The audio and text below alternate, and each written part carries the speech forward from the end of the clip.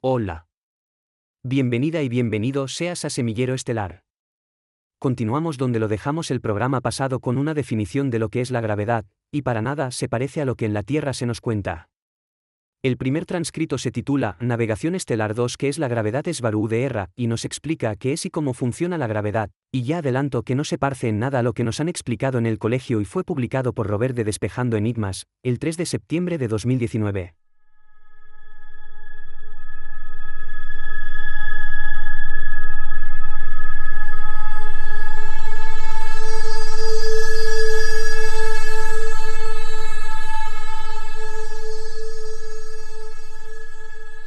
Navegación Estelar 2. ¿Qué es la gravedad? Es Barú de Erra.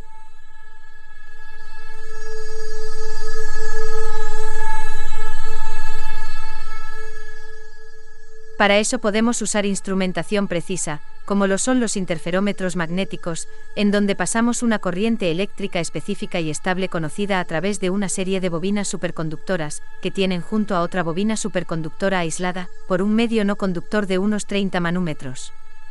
El salto cuántico de cada electrón entre ambas bobinas superconductoras se verá afectado directamente por la presencia de campos magnéticos de alta energía, equivalentes a la gravedad. Las diferencias de flujo de electrones entre ambos polos del interferómetro por la presencia e influencia de la gravedad sobre sus electrones, determina por ordenador la frecuencia gravitatoria a la cual el sensor está expuesto. El ordenador hará los cálculos necesarios, y con ellos hará un algoritmo de control sobre los motores, que a su vez cambiarán o ajustarán su frecuencia de salida de acuerdo a las instrucciones y a la necesidad de cada momento. Los generadores gravitatorios. Son muy parecidos a los generadores base para el rayo tractor, básicamente son lo mismo, solo que más grandes. Se ponen en lugares clave de una nave a lo largo del casco y funcionan todos entrelazados, porque cooperan entre sí para dar un efecto total que envuelve a toda la nave. Sin embargo, a diferencia del toroide de inmersión total de vuelo supraluminar, que veremos más adelante, estos pequeños generadores gravitatorios pueden alterar los valores de flujo magnético gravitatorio sobre un lugar, lugares o zonas específicas de una nave. Como he descrito arriba, un generador gravitatorio puede cancelar el efecto de la gravedad o manipularla solo jugando con sus frecuencias de salida. Entonces, si todos los generadores están equilibrados, la nave permanecerá estática en vuelo. Pero si alteramos el valor de los generadores frontales de forma que la gravedad terrestre afecta más al morro de la nave y no a la cola, lograremos que ésta se incline hacia adelante. Alteramos los valores de un ala y la nave se inclina hacia ese lado. Los generadores gravitatorios funcionan o hacen las veces de superficies de control como los alerones y los flaps lo hacen en una aeronave o en un avión tradicional. Los generadores gravitatorios pueden alterar en su conjunto sus valores de tal manera que una nave se mueva en la dirección deseada, creando una gradiente gravitatoria por delante de esta, la nave literalmente cae en la dirección deseada. Esta parte la debemos ver a detalle en el capítulo de Interface Piloto-Nave. Regresando al artículo, lo que sigue justo después de la parte faltante en inglés, sería la aplicación de lo expuesto ahí a una nave espacial, de forma similar a la que he descrito ahí, aplicando sus conocimientos a la creación de círculos de las cosechas y de la implantación-manifestación de un objeto sólido inexistente en un plano material existente, sea o no 3D. Puedo entrar aún en más detalles, ejemplo de esto son los sensores de frecuencias, los interferómetros de a bordo que detectan cambios gravitatorios sutiles usando los cambios cuánticos de electrones individuales dentro de dos bobinas superconductoras. Sin ellos el ordenador de la nave no podría hacer los cálculos necesarios para navegar. Lo que sigue es un tema muy mecánico. Es decir, ¿van conmigo? Me acompañan con los niveles de ingeniería de una nave. Cada raza tiene sus naves y sus mañas y sus maneras de hacerlas y de superar o lograr lo mismo. Conozco el funcionamiento y las variantes de varias razas o especies interestelares, pero me centraré en la de Taigeta, no solo porque es la mía, y es la que tengo aquí conmigo, sino porque también es de las más avanzadas. No todas las razas usan los mismos motores ni los mismos métodos. Una nave de Taigeta usa 3 formas de moverse, 2 son consideradas como modos de propulsión, la tercera es manifestación a partir de manipulación de frecuencias de parte de la misma nave. La primera es bien conocida por todos los iniciados en el tema OVNI. 1. Manipulación gravitatoria. La segunda es por acción-reacción, como jet o como cohete. 2. Jet o cohete de plasma electromagnético de alta energía. La tercera es la más interesante y es la que propicia el vuelo a velocidades mayores a la luz, y no es considerado como propulsión como los primeros dos aspectos. 3. Inmersión total de la nave misma en un toroide de frecuencias de alta energía controladas con precisión, desde ordenador, manipulación del éter. Manipulación gravitatoria. ¿Qué es la gravedad? La gravedad no es otra cosa más que un flujo energético dentro de un medio de energía potencial llamado éter, que obedece a una frecuencia específica. No es fácilmente medible desde un plano existencial de frecuencia baja, como el 3D de la Tierra, y solo se pueden percibir sus efectos como algo que atrae a los objetos grandes o pequeños. Entonces la gravedad es un flujo magnético de frecuencia específica. Si es una frecuencia magnética específica, sería específica a cada lugar, ya que la dinámica de interacción energética entre objetos, planetas, soles y lunas, por ejemplo, es específica a cada lugar e irrepetible. La gravedad va aunada directamente a la frecuencia de transformación de la energía, potencia a un objeto sólido con masa, siendo que la cantidad de gravedad que recibe un objeto es directamente proporcional a su masa. Entonces, para manipular la gravedad, o para generar gravedad artificial, lo que debemos primero hacer es detectar la frecuencia base del flujo gravitatorio de ese punto o región en específico, y con este crear un flujo electromagnético de valores opuestos que lo neutralicen usando el principio de frecuencias destructivas. Esto es, si el flujo gravitatorio de un lugar es de 7.83 Hz, entonces debemos generar lo opuesto a 7.83 Hz, lo que equivale a potencial de gravedad cero, o gravedad cancelada. Si tienes una frecuencia de 7.83 Hz y generas menos 7.84 Hz, tienes un porcentaje de gravedad de más de 0,01 sobre la frecuencia base gravitatoria a cancelar, lo que equivale a que tu objeto o nave sube despacio. Si tu base es de 7.83, pero generas menos 7.82, entonces tu nave baja despacio. Solo tienes que manipular las frecuencias que te generan tus motores para poder maniobrar tu nave o para cancelar la gravedad de un lugar. Como los generadores gravitatorios se encuentran por todo el casco de una nave grande, también se reducen en número en naves más pequeñas, ilustrando con esto la necesidad de usar naves triángulo o las llamadas TR3, donde los generadores gravitatorios se encuentran uno en cada esquina como la distribución más básica. Si bien este sistema de propulsión es silencioso y permite velocidades altas, por sí solo no es suficiente como para llevar a una nave a velocidades cercanas a las de la luz, y mucho menos a superarla. Un generador gravitatorio es casi igual, básicamente lo mismo que lo utilizado para el rayo tractor, en su configuración más común. Consta de varias capas de esferas giratorias, una dentro de la otra. Cada esfera es de un compuesto o material no conductor, pero súper resistente a las altas temperaturas y están completamente llenos de líquido metálico a gran presión en aleación especial, que el equivalente terrestre más cercano es el mercurio enriquecido o mercurio rojo, que en sí también se usa como tal en algunos modelos de naves.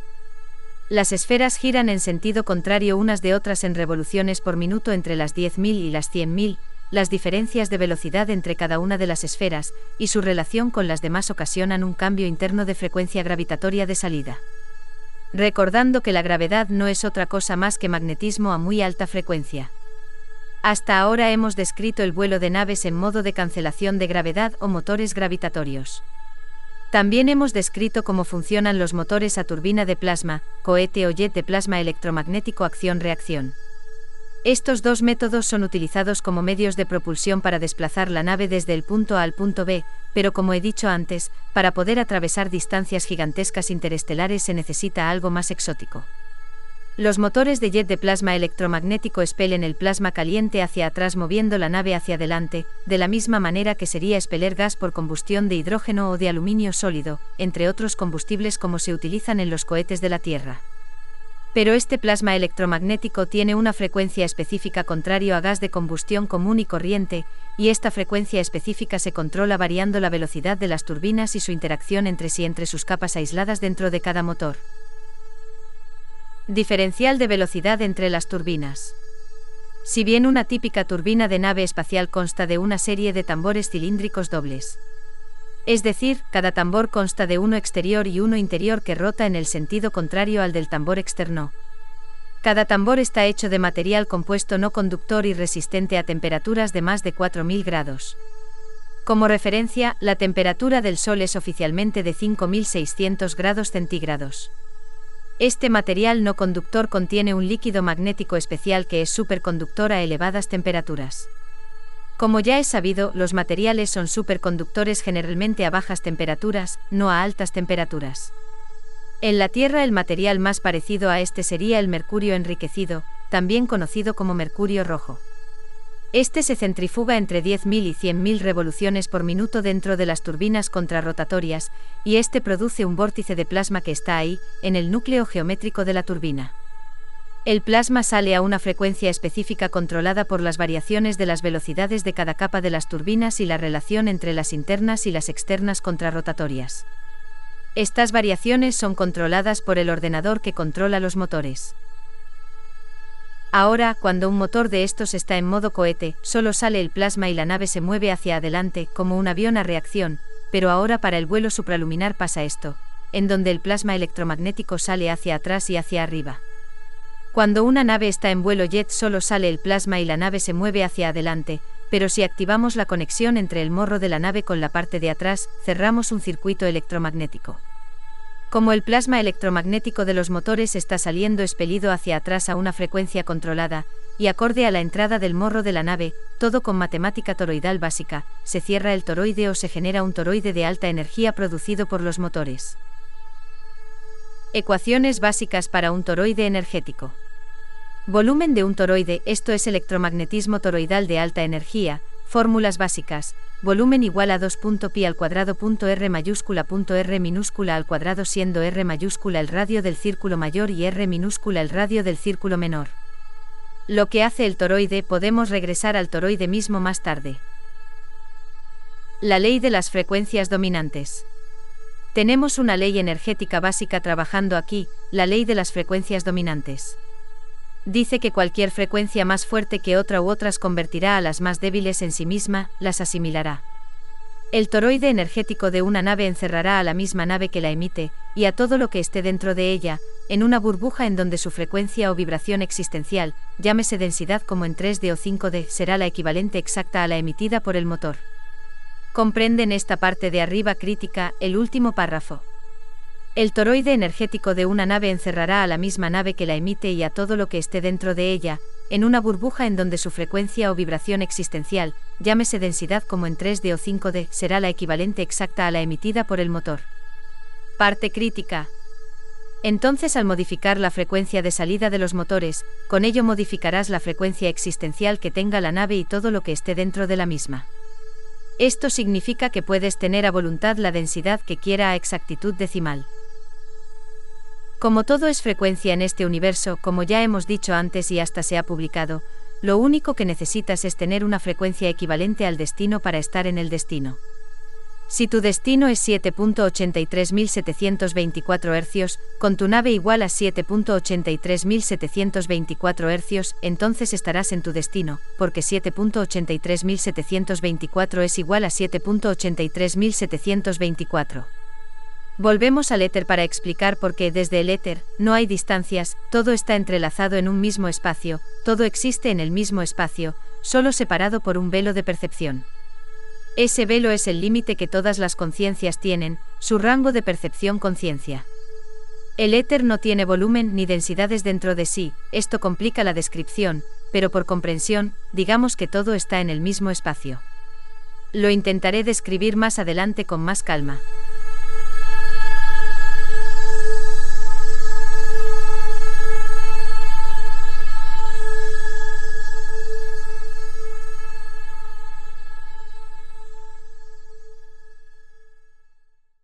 Seguidamente, el segundo transcrito que nos ocupa es también una conversación entre Robert Gossia y Svaru de y lleva por título Navegación estelar 2 vuelos supraluminares Svaru de publicado por Robert de Despejando Enigmas, el 27 de octubre de 2019, y nos desvela cómo consiguen desplazarse entre distancias tan lejanas entre sí en tan poco tiempo, tal y como lo entendemos nosotros.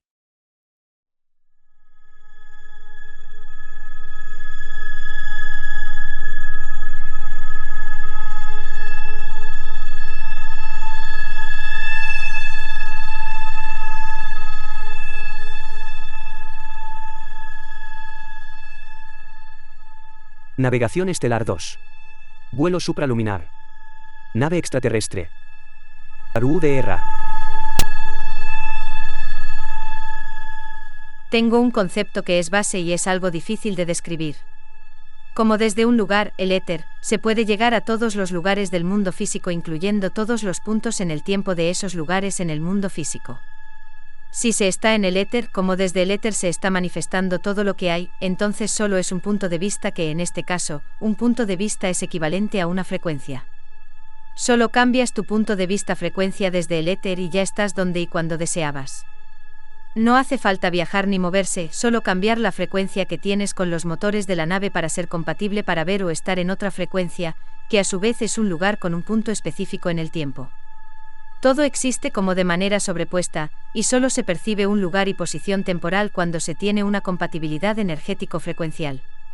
Es comparable a estar en un cuarto oscuro.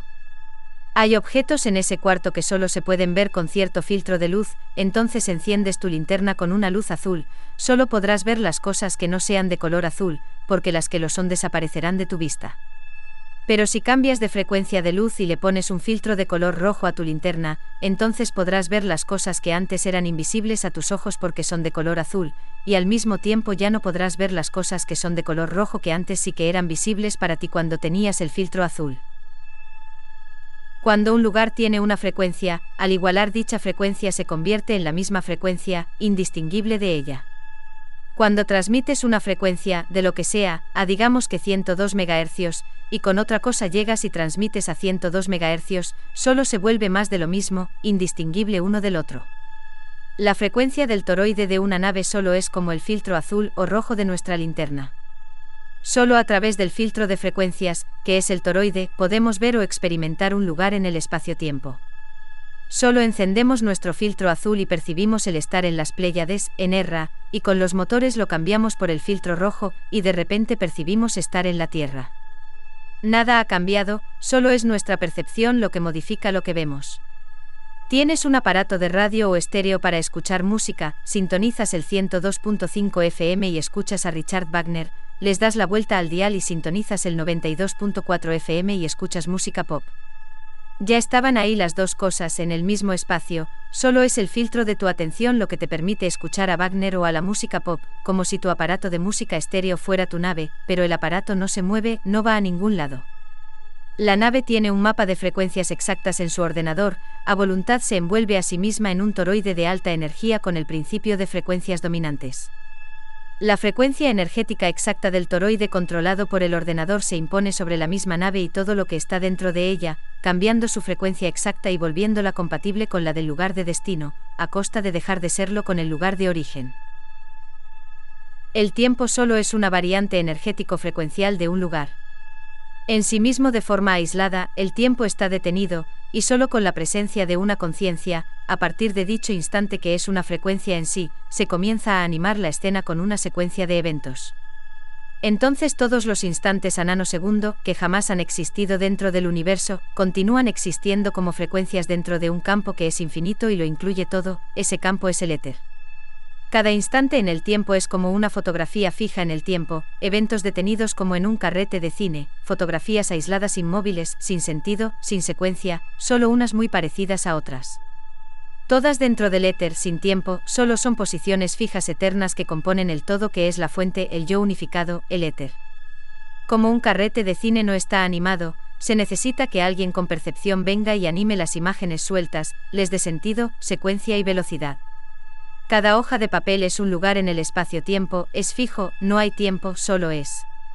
El viajar en una nave a una posición en particular es solo el ser compatible con una u otra hoja de papel ahí, y a partir de tu llegada a esa hoja en particular es desde donde empezarás a percibir la animación. Esto significa que no es problema alguno para una nave viajar del punto A al punto B, ni es problema alguno viajar de una fecha a otra fecha, por igual en el espacio y en el tiempo, a esto se le llama vuelo supraluminar. Excede la velocidad luz por cantidad incalculable de factores, pues resulta un proceso o salto instantáneo sin imponer distancias ni fechas en el mundo o lado físico del universo. En sí no es tan difícil de comprender una vez que se entienden estas cosas, solo necesitas un mapa de frecuencias a detalle y un aparato que cambie y te cambia a ti de frecuencia con precisión. Me detengo aquí por si hay preguntas o comentarios antes de seguir. Tengo una, aunque puede que me desvíe, tal vez la dejo para el final. Gracias, Sbarú. Adelante. O no podré seguir por pensar en esa pregunta. Ok. Hablas del observador, cómo lo anima todo con su percepción, pero aún me quema la pregunta, ¿de dónde aparece el observador mismo? ¿Es algo que somos observando y animándolo todo? ¿Cómo se produce el proceso de observar con la conciencia misma, con la capacidad de observar autoconsciencia? Consciencia, el mismo proceso de estar consciente, tener conocimiento de tu misma existencia, confiere un proceso que implica contraste de una u otra forma. Si se es del todo, todo está presente en el todo, por lo tanto incluiría todos los puntos existenciales en el tiempo y en el espacio, por lo tanto no habría ninguna animación temporal, ninguna percepción de transcurso del tiempo, porque todo está contenido en la fuente del todo, que en este caso le llamo éter. En el momento que se tiene una percepción de separación del todo, como fragmento holográfico del todo, se tiene una percepción entre lo que se es y lo que no se es. Esta es la base de la percepción de la animación del tiempo a partir del punto de vista de un punto observador consciencia en particular. ¿Y qué produjo la separación que mencionas? Lo que llamamos observador sería la parte de la fuente que llamamos fragmento holográfico, que a su vez es lo que podríamos llamar nuestra conciencia. Digo conciencia por poner un nombre. La percepción de aparente separación del todo, el estar consciente de que se es y de o que no es, parte de uno mismo misma, como base de tiempo mismo, y como ya he descrito antes, la velocidad del tiempo dependerá de la cantidad de datos que una conciencia pueda procesar en su entendimiento. Siendo que entre más datos proceses, más rápido se percibe el tiempo.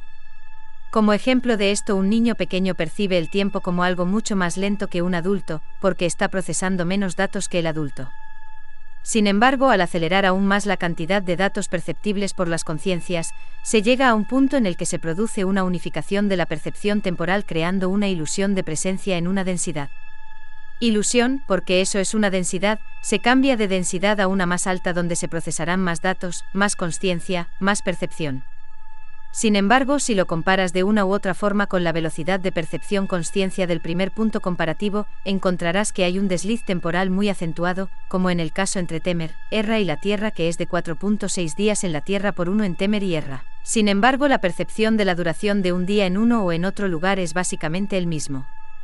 Se dice que la fuente original, el todo, se fragmentó porque era la única manera de poder seguir en expansión, porque viene siendo lo único que desean todos los organismos con conciencia, pero ¿por qué o cómo sucede exactamente eso? Si el gran éter, la fuente original, universo o como le llamen lo es todo, todo es parte de lo mismo en forma unificada, sin dejar nada atrás, todo incluyente, entonces también incluiría obligatoriamente el concepto de tener puntos aparentemente aislados que son fragmentos del todo. De esta forma se podría explicar que simplemente por su naturaleza de contenerlo todo, pero absolutamente todo, el éter debe incluir las consciencias y sus percepciones de estar limitados, de ser o no ser algo más, la aparición de la dualidad del yo soy versus no soy, por lo tanto el proceso de fragmentación solo es parte obligatoria del éter mismo. Y me consta esa comunicación de Temer o de Erra, a veces en las mañanas o por las noches, pues eran las rotaciones entre las Pléyades y la Tierra, los días más largos que aquí o en Cindriel, donde es otro tipo de tiempo en percepción, es otro. Esas comunicaciones sí que son apreciadas por los esfuerzos para dicha comunicación por este medio. Ajá. Sí. Solo es la percepción, digamos que por medio de la matrix colectiva formada por las consciencias individuales que existan en un lugar, reino o densidad en específico, y de los cuales no podemos tener una percepción de que se está viviendo más o menos rápido en cuanto a la duración de la unidad del tiempo. Si no lo comparamos directamente con otro lugar en específico, en este caso la Tierra versus Temer, por ejemplo. Ok.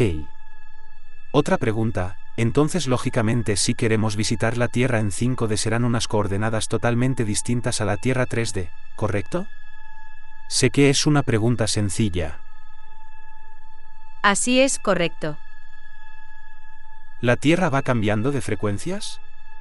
Entonces la Tierra 5D existe y siempre ha existido. Sí. Y una pregunta, Sbarú, sé que me salgo un poco del tema.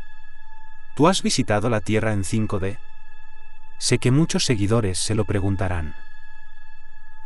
El que no se perciba es por la percepción de las consciencias que la habitan, entonces depende de las personas que sumen o no sus frecuencias de percepción, y ni yo ni nadie desde fuera puede hacerlo por ellos.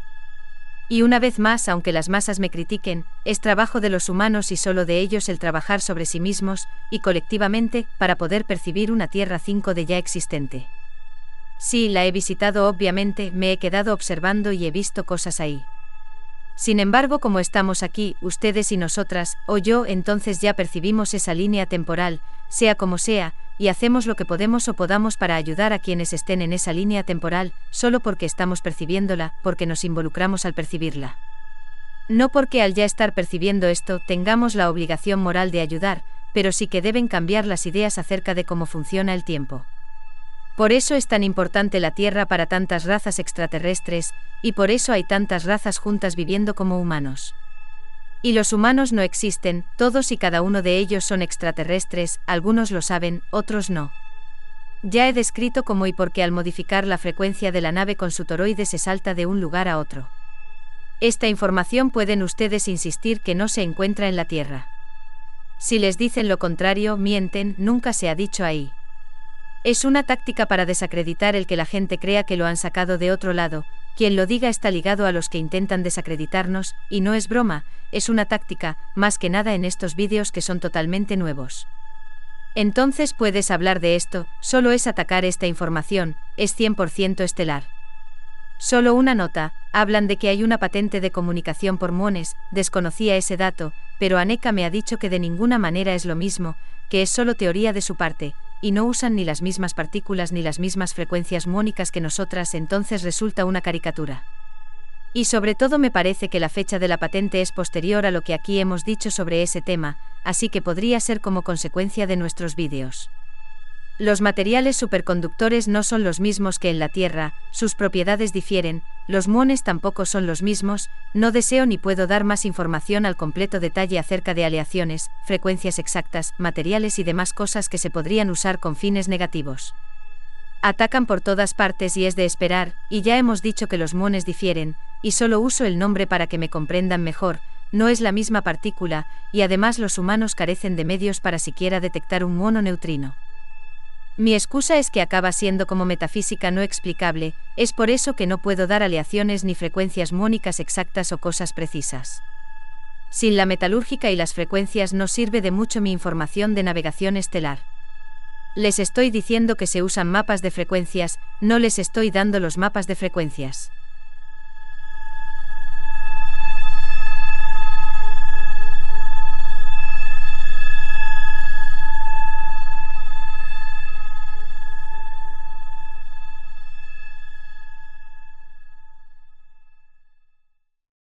El siguiente transcrito lleva por título Navegación Estelar 2 Mapeo Estelar por Extraterrestres Svaru DR Top Secret, y es una conversación entre Robert, Gosia, Svaru DR, Dorcal el piloto de la nave Toleka, nave de casi 2 kilómetros de largo y la cual navega en órbita baja de la Tierra, a 490 kilómetros de altura, y Aneeka, responsable del CIC o Centro de Información y Control de la citada nave. Esta información se publicó el 31 de octubre de 2019 por Robert de Despejando Enigmas.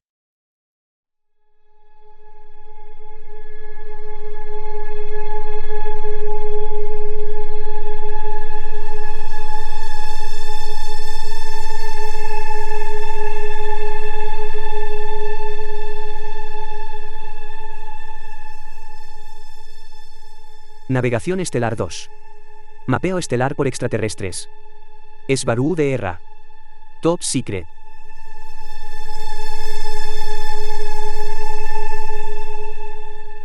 Entonces una nave solo tiene que igualar sus frecuencias con las del destino y ya es el destino, porque una frecuencia que es equivalente a otra, solo es más de la misma frecuencia y no difiere. Ley energética. Como es arriba es abajo, es falso. Que todas las personas son iguales, y que todas las almas fueron creadas iguales, ese es otro punto falso. Aunque sí que somos partes del todo, las personas no son iguales. Dije que no son iguales, no que no tengan los mismos derechos o que sean valiosas o no, pues en una escala de que es superior a otra, de que solo es relativo, solo para no ser mal interpretada. Entonces, entrando en tema, una nave grande de caza o superior, hablo de Taijeta, funciona combinando 3 formas de vuelo con 2 medios de propulsión: gravitatoria, acción-reacción, y toroide de alta energía para vuelo supraluminar. Se usa según sea necesario, según la maniobra. Por ejemplo, cuando una nave de caza o superior entra en la atmósfera, por ejemplo al aproximarse a puerto en Temmer, funcionará casi exclusivamente con motores gravitatorios, pues resultan ser los menos invasivos para la población de abajo, especialmente hablando del descenso en superficie y maniobras de aterrizaje de una nave grande como esta de 2.000 metros de largo. 7 portaaviones de la nariz a la cola y 20 millones de toneladas de acero y titanio. Sobra decir que la maniobra resulta delicada. Recuerdo bien de niña estar viendo cómo bajaba de las nubes una gran nave similar a esta, quitaba las nubes, las desplazaba al bajar a puerto lentamente.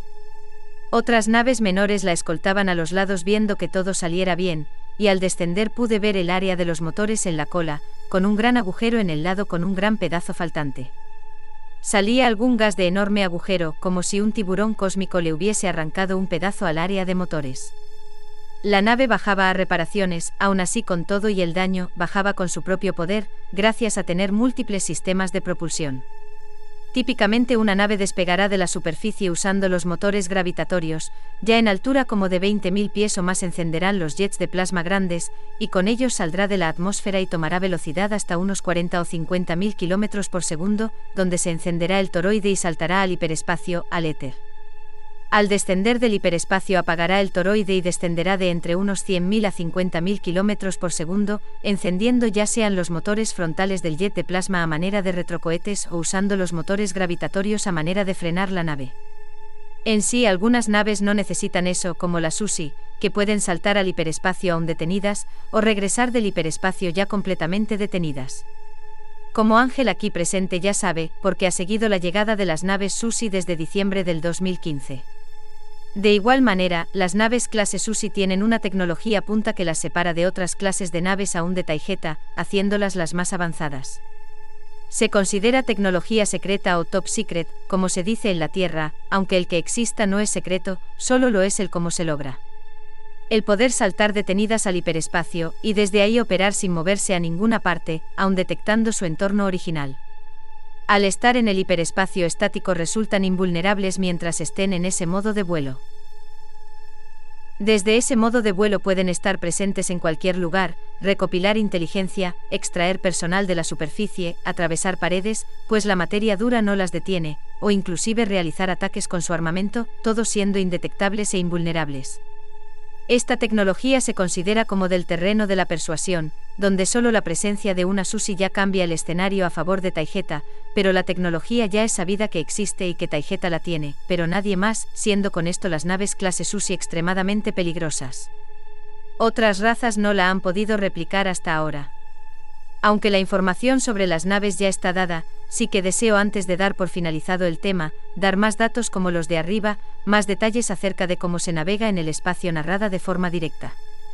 Por ejemplo, no he tenido la oportunidad de describir el vuelo supraluminar por saltos o episodios lapse. O sea, algo así como comparadas en el viaje y para qué, o tampoco he logrado describir cómo podemos prever la situación física de un lugar en el espacio-tiempo desconocido, solo mirando el entorno energético matemático de su entorno conocido, con ello logrando la exploración espacial de sectores no mapeados y descripción de vuelo de una nave como final. Y pasando como el siguiente tema: portales naturales artificiales, manipulación, construcción y funcionamiento. Agujeros de gusano, portales pequeños en un planeta, ¿por qué existen? ¿Qué los forma? ¿Cómo usarlos? Un punto relacionado importante aquí: he dicho antes que una nave con propulsión de jet de plasma puede alcanzar unos 100.000 km por segundo, que viene siendo un tercio de la velocidad luz. Noten que es propulsión, y aún así se alcanza una velocidad considerable. Hay algunos elementos conocidos en la Tierra dentro de leyes de masa y aceleración que sí que resultan válidos, entre ellos el que un objeto al acumular grandes velocidades aumenta su masa, creando la necesidad de aumentar exponencialmente la energía necesaria para seguir acelerando, siendo que al llegar a la velocidad luz un objeto tendría una masa equivalente a una singularidad o masa virtualmente infinita, y por lo tanto los motores tendrían que producir un empuje infinito también. Si bien al aumentar la masa de una nave funcionando con reactores nucleares, no reactores .0, la masa del reactor y del elemento que proporciona la energía, sea uranio enriquecido o fusión nuclear, materia-antimateria. También ocasionaría que la subida de masa afecte a la misma capacidad del elemento propulsor a dar la energía equivalente necesaria para seguir con la aceleración. ¿Se comprende hasta ahora? Si bien esta subida de masa del elemento propulsor dentro del reactor no afecta ni se aplica a los reactores .0 por la despolarización de toroides de merkabas de cuarzo, como los que utilizan las naves de Taygeta, este problema de acumulación de masas, por lo tanto de acumulación de arrastre, no nos afecta, a pesar de que técnicamente sí que debería afectarnos. Porque la cantidad de energía que produce un reactor .0 no es afectado por la subida de masa que ha ocasionado la velocidad acumulada. Puesto más claro, un reactor nuclear sí que aumenta su potencia al avanzar de velocidad en la misma medida que acumula masa, aunque hay otros problemas ahí, no es tan sencillo. Un reactor .0 no aumenta su potencia al aumentar de masa la nave al aumentar su velocidad, por lo tanto una nave que depende de un reactor .0 sí que se ve afectada por la acumulación de masa de la misma nave, causando cada vez más y más arrastre a medida que acelera, lo cual limita su poder de velocidad y de aceleración en modo jet de propulsión. Sin embargo, con un truco que hacemos nosotras no nos afecta la subida de masa, un truco de las mismas naves. A medida que una nave aumenta de velocidad, por lo tanto de masa arrastre, el mismo toroide de inmersión de la nave, que también sirve de escudo de protección contra materiales fortuitos, como piedras y escombros espaciales. Con algoritmos que controla el ordenador de la nave va reduciendo de masa a la misma nave, volviéndola más ligera. Una nave con inmersión toroidal puede modificar su propia frecuencia de materia, con ello resuelve el problema de la acumulación de masa arrastre. Gracias a esta estrategia o maniobra, una nave puede continuar acelerando por lo menos a un tercio de la velocidad luz o 100.000 km por segundo. Estas velocidades son útiles para el vuelo interplanetario, pero son demasiado lentas para el vuelo interestelar. A esta velocidad aún tardaría una nave 146.666 años en viajar los 440 años luz de Taygeta a la Tierra. Para eso se brinca al éter como ya hemos explicado. Esto es también por si a algún científico se le ocurre alegar que 10.000 km por segundo es demasiada velocidad para poderse lograr solo con propulsión acción-reacción, y tendrá razón, solo que al cambiar de densidad la nave alivia ese problema. En un vuelo supraluminar una nave puede viajar directamente de salida a destino o puede hacerlo por lapsos. En un mapa de frecuencias, digamos de Taygeta a la Tierra, se conocen las frecuencias base de cada punto entre Taygeta y la Tierra. Si se desea estar en un punto medio solo se debe programar el dar el salto a ese punto, y no todo hasta la Tierra, o se puede dar una serie de saltos donde una nave puede cambiar el vector de movimiento viéndose el vuelo supraluminar desde la perspectiva de un mapa de distancias y posiciones tradicional. El dar saltos en puntos preprogramados es la única manera de trazar una trayectoria de vectores de movimiento para una nave que se desplaza a través del éter donde no hay tiempo, ni distancias, ni posiciones en un mapa. Si bien a menos de que se desee detenerse en otros sitios o planetas, en el camino desde Taygeta a la Tierra, esto no tiene mucha utilidad práctica, si solo se desea ir del punto A al punto B, y lógicamente esto es válido para cualquier punto A y cualquier punto B, no solo de Taygeta a la Tierra. Pero esto sí que tiene un propósito y es el de ir trazando mapas de frecuencias espaciales interestelares con el fin de mejorar el detalle de los ya existentes. Y de crear nuevos mapas de sitios inexplorados. Topografiar el espacio, el éter. Una nave se detendrá momentáneamente en el espacio profundo y vacío, tomará la lectura de la gravedad y frecuencias del éter en ese punto, lo grabará en la memoria del ordenador y proseguirá al siguiente punto. Entonces de esta manera podemos ir sobreponiendo las frecuencias específicas sobre un mapa tradicional de distancias con sus respectivos puntos de frecuencias éter. Ahora, no solo se puede hacer así, también al comprender el flujo gravitatorio, o de éter, la misma cosa en el espacio profundo, se puede saber matemáticamente que procedería en el punto sin explorar, por ejemplo, viendo este ejemplo sencillo, 2 más 2 igual a 4, 4 más 2 igual a 6, 6 más 2 igual a 8 dividido entre 1320. ¿Significa que en este concepto? Y eso solo es espacio de un solo plano, falta ver aquí, o agregarle, los planos temporales que se sobreponen al que describes, Barú. 2 más 2 igual a 4, 4 más 2 igual a 6, 6 más 2 igual a 8. Eso es el espacio conocido. 1320. Eso es el desconocido, sin mapas. Pero sabemos que la dinámica matemática del éter en ese lugar es de la suma anterior más 2. Entonces, si 2 más 2 igual a 4, 4 más 2 igual a 6, 6 más 2 igual a 8, es la dinámica de matemática de los armónicos de frecuencia del éter en un lugar conocido, adyacente al desconocido. Podemos concluir que de frecuencia de éter, tiene en su espacio inmediato junto a 1318 y luego 1322. La nave no tomó las lecturas 1318 ni la 1322, pero sabe matemáticamente que se encuentran ahí. Si bien estos son números irritantemente simples, los de las verdaderas frecuencias son números con 18 ceros interactuando con fórmulas matemáticas en extremo complejas que reflejan la interacción matemática de los armónicos de la frecuencia en el flujo del éter gravitatorio de un lugar, obedece al mismo principio. Matemáticamente se puede saber a través de lecturas de la relación de este con el próximo, tenderá a ser acorde a los mismos principios matemáticos, y con esto se puede predecir un mapa de frecuencias estelares sin la necesidad de que una nave tome las lecturas en cada lugar. ¿Qué tiene que ver 1320 con el espacio desconocido? ¿Por qué no 3478? ¿Es el éter el espacio desconocido? Solo es un número que representa una frecuencia de flujo del éter gravitatorio en mi intento de ejemplo de cómo se puede predecir la siguiente secuencia de sumas. El éter es el espacio conocido y el desconocido por igual. El éter es la gravedad o la gravedad es un flujo corriente dentro del éter como una corriente dentro del océano, es parte del océano. Sí que pude haber agarrado cualquier otro número. Si 2 más 2 igual a 4, 4 más 2 igual a 6, 6 más 2 igual a 8, entonces 1320 más 2 igual a 1322, y el anterior 1318 más 2 igual a 1320, ¿me explico? Al saber la dinámica matemática del espacio conocido se puede saber la dinámica del espacio desconocido. En sí es que no tienen nada así ahí, pero sí que es navegación estelar de un solo plano, bastante sencillo, como dijo Callel. Le faltaría a esto sumarle las capas temporales, aumentando con esto la complejidad de los algoritmos matemáticos. Si puedo agregar algo, lo que explica Esbarú no solo le faltarían las partes temporales al respecto de pasado, presente y futuro, sino que en el ejemplo la serie de frecuencias de flujo de éter son fijas, cuando en el espacio real son variables. Me refiero a que obedecen no a factores fijos como 1320, sino que están en una progresión de frecuencias numéricas desplazándose en lo que se percibe desde las conciencias de la nave como tiempo. Bueno, sí, aunque eso le agregaría aún más complejidad, y por eso es un armónico de una frecuencia. ¿Y cómo se soluciona esto entonces y cómo afecta a la efectividad del proceso de topografía misma? Porque no es una frecuencia fija, sino una secuencia matemáticamente perfecta que ocasiona o forma lo que se percibe como un lugar. Es música. O sea, la música es una secuencia perfectamente entrelazada de frecuencias con relaciones entre sí de cada nota o grupo de notas que forman la música, lo mismo en el éter.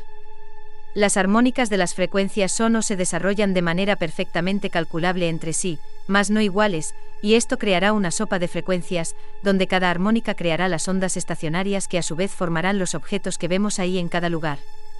Y el tempo en la música, el ritmo, la duración de cada nota, como se relaciona con las que tocan los demás instrumentos, forman una sopa auditiva de ondas sonoras dentro de la sala de conciertos, que no son más que eso, ondas sonoras, y que con la intervención de una conciencia se les da un significado, que es el concierto mismo como arte, como música, como algo bello. La sopa de ondas sonoras en la sala de conciertos sería el equivalente a los flujos gravitatorios dentro del éter, y solo con la intervención y la interpretación de una conciencia se puede interpretar como un concierto o lugar material, soles, planetas, civilización y todo lo demás. Solo son flujos gravitatorios, pero la conciencia las interpreta y las convierte en algo con un significado. El 432, que suma 9, es una frecuencia armónica que es constructiva, porque promueve la formación de ondas estacionarias acordes a las frecuencias de la mente o conciencia. Las alienta, por eso suman 9, pero no puedo saber si lo que dice SETI está relacionado directamente con esto, puede ser que sí, solo es que necesito más datos. Como en la película de Spielberg Encuentros cercanos del tercer tipo, 1979. Se usó una serie de 6 notas para la comunicación con los extraterrestres. Sí, suena a esto y se sabe que los masones Illuminati como Spielberg saben más de lo que dicen. Aún así no le veo un sentido directo a esas notas que tengo ya en mi mente. Ajá. Sí. Esas notas son armónicos de una frecuencia muy simples, pero es posible que tenga algo que ver con lo que digo aquí hoy. En sí, si no es una secuencia perfecta matemáticamente precisa, música, se colapsa la onda estacionaria, desintegrando la materia de nuevo al éter. Entonces, para crear música más compleja, de una sola flauta a un concierto completo, se van agregando algoritmos matemáticos que rigen las ondas sonoras, pero todo perfectamente entrelazado para crear un concierto completo y complejo. De la misma manera, las ondas estacionarias, al aumentar de complejidad, y en sus armónicos, también van creando cosas más y más complejas, como sistemas solares, planetas y constelaciones. ¿Cómo tomar esto como práctica? ¿Con qué ejercicios? ¿Cómo ponerlo en práctica?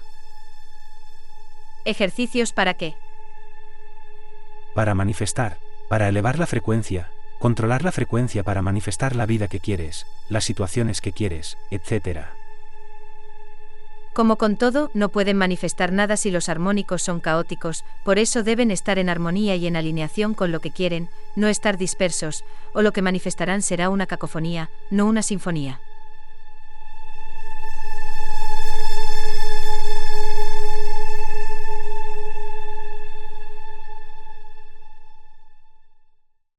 A continuación daremos paso al cuarto transcrito, una conversación de Robert Igosia con Svaru Udr que lleva por título Navegación estelar, cómo se cartografía el espacio, naves extraterrestres. Svaru Udr, y fue publicado por Robert de Despejando Enigmas, el 12 de noviembre de 2019.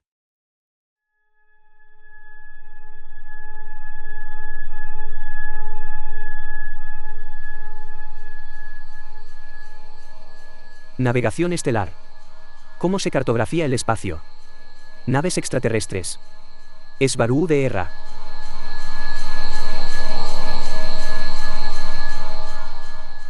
Punto de navegación estelar, LAPS. Cómo establecer uno o varios puntos entre la salida y el destino donde la nave descenderá del libre espacio al espacio normal para cumplir un fin, ya sea cualquier actividad como escalas o para tomar mediciones de un punto intermedio. Son como las escalas de un avión. Si la salida es Cleveland y el destino es Barcelona, el hacer una escala en Boston y luego en Casablanca, es esto, pero con una nave atravesando el espacio. Pero una nave, al ir explorando el espacio profundo sin mapas, hará brincos para establecer mediciones de lectura-gravedad del área con los resultados matemáticos, y bajo los algoritmos de los armónicos de la frecuencia del área anterior se puede prever la siguiente área con la precisión suficiente como para llegar al siguiente punto en el espacio no explorado, donde una nave se volverá a detener para tomar lecturas de gravedad con los sensores. Luego el ordenador volverá a comparar algoritmos con los anteriores y podrá determinar el siguiente punto, su dirección en el mapa de frecuencias. De aquí la nave saltará a ese siguiente punto mientras hace un mapa de frecuencias de un área extensa de espacio. Si lo que desea es hacer un mapa de un área más pequeña, como un sistema solar, se puede mover la nave con los motores de gravedad o de jet de plasma, mientras que toma lecturas de valores de gravedad para el ordenador. Pero esto es aplicable a áreas pequeñas, pues para áreas interestelares o de constelaciones enteras, la velocidad de un motor gravitatorio o de jet de plasma es muy baja para poder hacer un mapa estelar en un periodo de tiempo aceptable para la tripulación de la nave, tiempo SIT, o medido desde el interior de la nave a cómo se percibe para la tripulación. Entonces se recurre a dar saltos de velocidad supraluminar de un punto calculado al siguiente. Si bien esto deja espacios de salto sin medición, el tener los valores de las lecturas de flujo y gravedad entre los puntos medios es suficiente para que el ordenador pueda llenar los espacios con los valores correctos, dado que se conocen los algoritmos que rigen los armónicos de la frecuencia de esas áreas. ¡Qué interesante! Y de algún modo no se puede acceder al éter y conseguir todas esas coordenadas sin necesidad de tanto esfuerzo, o lo que se hace es actualizar la cartografía espacial. Necesitas una referencia. La referencia son las lecturas de gravedad. Directamente se pueden con conexión de conciencia con el todo, con la fuente, en teoría sí. Solo es que los datos necesarios para guiar naves a través del espacio profundo sin explorar necesitan números y valores de medición en el orden de trillones de datos, y con la mente conciencia no podemos manejar esos números. Pero solo de ese espacio conocido, pues hay zonas aún por explorar, y ¿hasta dónde tenéis el espacio mapeado? ¿Dónde no habéis ido aún para mapear? Dejar al ordenador que lo calcule a su manera. Esto también es el acceder a la fuente, porque el ordenador cuántico de la nave está diseñado para acceder al éter para sus mismos cálculos, calculando probabilidades en un campo cuántico donde campo cuántico se refiere al éter y a las líneas temporales comprometidas o asociadas a la conciencia que observa todo esto. En este caso, la conciencia del ordenador estimula o incrementa el rango de poder de quien está pilotando la nave, conciencia en cuerpo biológico. No es posible mapearlo todo. Son más como corredores en el espacio que se pueden usar como una red en donde algunos puntos en el espacio altamente transitado, sí que se puede decir que se conocen bien, en teoría la Vía Láctea y M33, parcialmente otras galaxias. Se puede explorar usando solo algoritmos matemáticos comparándolos con los que ya se tienen al ir a explorar otras galaxias. Si bien es posible y se ha hecho, es más lo que no se sabe sobre el viaje a esas distancias más que lo que se sabe. Aun sabiendo que todo es el éter, está a la misma distancia, siendo que desde ahí se accede a todo a la misma velocidad. En la práctica el problema es que salen naves a explorar y no regresan. Me imagino que todo esto se complica cuando cambias de líneas de tiempo. Es decir, ¿tendríamos un mapa estelar por cada línea de tiempo y por cada densidad? Ese es otro problema y el por qué no regresan las naves, las variables resultan demasiadas al entrar en líneas temporales. Es verdad, conozco a una Svaruu que le pasó algo de eso. No sé cómo describir manipulación temporal con naves sin antes meternos en el tema gigantesco de lo que es el tiempo. En sí este tema lo quería exponer desde que empezaron hace ya casi 2 años. Es parte o subproducto de la conciencia. Es una autopercepción, pero no de algo externo. Percepción, es el cómo se percibe una conciencia a sí misma. No puedes escapar del tiempo porque es parte de quien eres, sin él no podrías tener conciencia de tu propia existencia, no como fragmento de aparente separación de otros fragmentos de otras personas, solo se podría como el todo, como la fuente, éter original, pero aún así se tiene la idea del contraste con lo que está fragmentado. Al haber contraste empieza el tiempo al darse la fuente misma cuenta de que hay algo más que no es la fuente. El tiempo entonces es una percepción, un reflejo de tu interior puesto hacia el exterior, como lo es el mundo externo a ti, un reflejo de tu conciencia. En concreto está ligado al proceso de datos-percepciones. El tener una conciencia primitiva, o que solo procesa pocas ideas, da una progresión lenta, porque es muy centralizada y ensimismada, con mucha atención a su persona o a su yo, por lo tanto no percibe mucho de lo que rodea a esa conciencia. Se caracteriza por cierta paciencia desde un punto de vista cuando todo transcurre en paz y una tremenda impaciencia cuando las cosas no ocurren de inmediato, porque se percibe la idea de esperar como algo eterno e inalcanzable. Algo que no existe, pues está en un futuro. Sin experiencia carece de los datos o de una memoria para tener una forma de calcular cuándo estarán las cosas.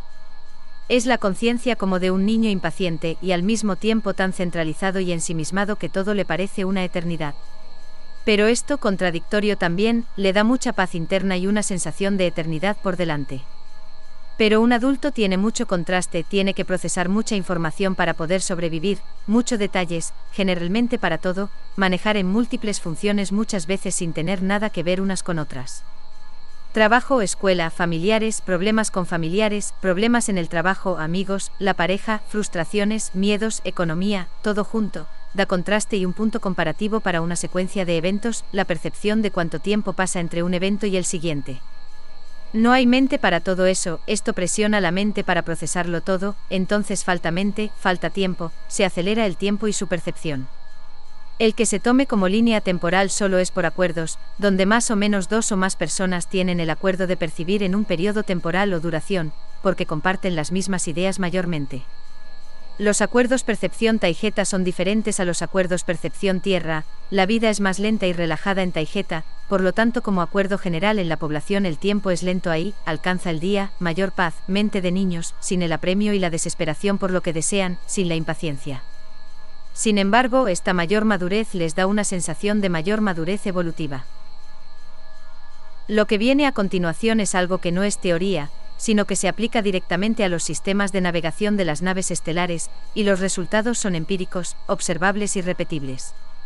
He explicado un mapa de frecuencias como si fuera algo fijo, como un número asignado a cada lugar o punto, pero en la realidad si se toma como un número fijo se está tomando un lugar, como digamos por usar el ejemplo anterior ya publicado, la Torre Eiffel. Si le damos un número solo por referencia, sin que sea el real 5600 y que asignemos 5600 a ese punto así solamente, no solo nos llevará a un punto específico en la Tierra y en el espacio, sino en el tiempo también. 5600 es una frecuencia fija, entonces el lugar es fijo. El tiempo en sí, desde el punto de vista observable desde una nave, es como si animásemos una cinta de película de cine, son fotografías fijas que solo se animan, se les da alma al proyectarlos en un lienzo blanco con un proyector a una velocidad de 24 fotogramas por segundo, pero no se mueven, son fotografías fijas. Solo que una es ligeramente diferente a la anterior, no hay alma ahí, lo que ven es una ilusión de movimiento, la animación. Pero eso ocurre en el cerebro de quien lo ve, es quien interpreta la secuencia de fotografías con una secuencia temporal, el observador. Entonces ocurre lo mismo en el espacio y mundo real. Es una matrix energética complicada, pero es como una cinta de cine avanzada multidimensional que se expande en forma no necesariamente lineal ni con una sola dirección de flujo, término fluxo dirección del flujo de energía. Entonces 5600, Torre Eiffel, es una fotografía fija en el carrete de cine. Es una dirección específica de esa fotografía específica, falta el factor animación. Aunque son un número de trillones de variables, simplificando, podemos decir en el modelo de flujo temporal aceptado por promedios de acuerdos de percepción de quienes están dentro de la Matrix, se representa con una velocidad específica de datos percepción que ocurren en un marco temporal aceptado, tiempo en la Tierra. Entonces en la Tierra, el número 5600 cada nanosegundo se cambia a la siguiente, 5601, 5602, 5603, esa es la progresión temporal que un ordenador de nave necesita para poder saber con cálculos matemáticos en qué número de esa progresión corresponde el momento llamado ahora. O de la llegada apropiada de una nave. Entonces el salir de la Tierra y volver a Taygeta, para el ordenador de la nave implica hacer cálculos enormes para entender el momento preciso de su llegada a Taygeta, según los parámetros matemáticos de progresión de números de frecuencia, y los de la Tierra para volver al mismo punto que le corresponde. Entonces se le puede dar al ordenador de la navegación no solo el dónde, sino también el cuándo desean llegar a ese punto en el espacio-tiempo. Perdona, ¿por qué cambia el número? El número cambia porque representa una frecuencia vibratoria única de esa localidad o punto en el espacio-tiempo. 5600 representa una frecuencia de ese lugar, específico a ese lugar, pero el problema es que esa frecuencia no es fija. En la Torre Eiffel pasarán automóviles cerca, la gente se moverá y transcurre el tiempo como se percibe en la Tierra. Esto significa que la frecuencia 5600, que representa un mapa por frecuencias y no por posiciones en un plano XYZ, no será fija, sino que se moverá la frecuencia específica de ese lugar según el transcurso del tiempo como es percibida en la Tierra en ese punto. La velocidad de percepción de la progresión temporal es el promedio de la percepción de los habitantes, y su percepción depende de su conciencia, y su conciencia depende de la cantidad de datos que pueda procesar en conciencia. De aquí al incorporar el poder procesar más datos por unidad de tiempo que la persona misma da, es incorporar a su ser, como parte de sí mismo misma, a manera de que ya es algo inconsciente y subconsciente. El resultado es lo opuesto en sí desde el punto de vista de donde estaba antes. 3D cambió a 5D, por ejemplo, al incorporarlo se percibe mayor serenidad. Desde el punto de vista de esa persona se ha subido de densidad, pero desde su percepción no es percibirlo como una aceleración temporal, porque no tiene un marco de referencia externo, solo si se compara la vida en 5D con la de 3D se puede percibir la diferencia. Una pregunta, para el niño el tiempo va más lento, pero tiene la capacidad de procesar datos complejos más baja. Esto parece ser que cuantos más datos procesas el tiempo va más rápido, pero si es así y en 5D procesan muchos datos rápido, ¿por qué otra vez el tiempo va más lento? Es lo que intento explicar. Al entrar al inconsciente el poder procesar así los datos, desde allí se proyecta la realidad como ya saben. Hay más tiempo para analizarlo, por eso puede ser más rápidamente comprendido y exponerlo. No es lo mismo que estrés, que es lo que se viene encima cuando una persona está muy presionada por tener que procesar muchos datos a la vez, como tráfico de problemas familiares y de trabajo. Sí, el que se analicen y procesen los sucesos de forma automática sin la atención consciente del observador ralentiza el tiempo, mientras que las mismas cosas de forma consciente se perciben como estrés acelerando el tiempo. Es también posible que es por el hecho que allí en 5D, como has dicho, la conexión entre consciente y subconsciente es más cercana. Así que los datos procesados pasan más rápido al subconsciente y se integran como parte de tu ser, y otra vez los datos nuevos que tienes que ir procesando es menos, entonces el cerebro no está agobiado. ¿Es esto también? Pero no solo son sucesos a percibir, como cosas que ocurren, es mayor cantidad de datos sensoriales. Esto ocurre en un bosque tranquilo y en silencio también, solo que una persona con más consciencia verá más cosas en ese bosque tranquilo que una persona con menos. Al ser una densidad menos densa, las cosas se manifiestan más rápido. Entonces el hecho de que se nos está acelerando el tiempo no es buena señal, quiere decir que no estamos procesando rápido, no estamos integrando los nuevos datos, estamos agobiados. Exacto, Gosia, la clave es que el cerebro no está agobiado como tú dices. Sí, porque no solo son más datos, están agobiados porque son los mismos datos, solo que todo de golpe, con presión, y resulta tedioso, porque es lo que ya se había entendido. Cuanta más conexión y alineación con el inconsciente, más rápido se manifiestan las cosas. Sí, no sería buena señal, Gosia, pero aún en el 5D pasa eso, el agobio por la presión de realizar múltiples tareas. Pero este fenómeno, por llamarlo de alguna manera, no solo se procesan datos de esta manera, o solo se volvería la gente una especie de ordenador de alta eficiencia. Hablo de entendimiento, de lo que se puede entender a nivel de alma por lo aprendido.